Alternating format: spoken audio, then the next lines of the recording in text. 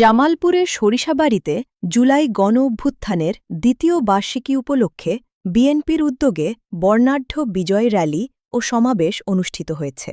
বুধবার প্রবল বৃষ্টিকে উপেক্ষা করে জামালপুর ৪ আসনের সংসদ সদস্য ও জেলা বিএনপির সভাপতি মোহাম্মদ ফরিদুল কবির তালুকদার শামীমের নেতৃত্বে র্যালিটি উপজেলার প্রধান প্রধান সড়ক প্রদক্ষিণ শেষে পৌরসভার সামনে সমাবেশে মিলিত হয়।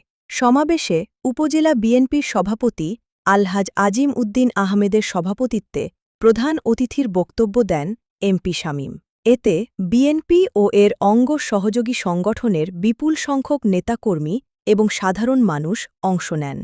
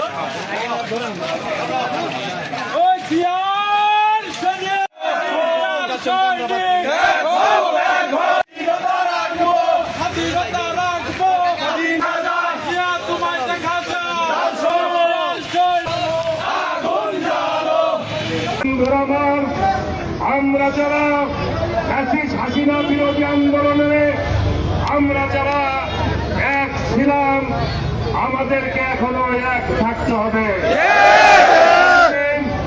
জুলাই শহীদদের সাথে আপনারা যদি কেউ বেইমানি করতে চান, তাহলে বাংলাদেশের সাথে বেইমানি করা হবে।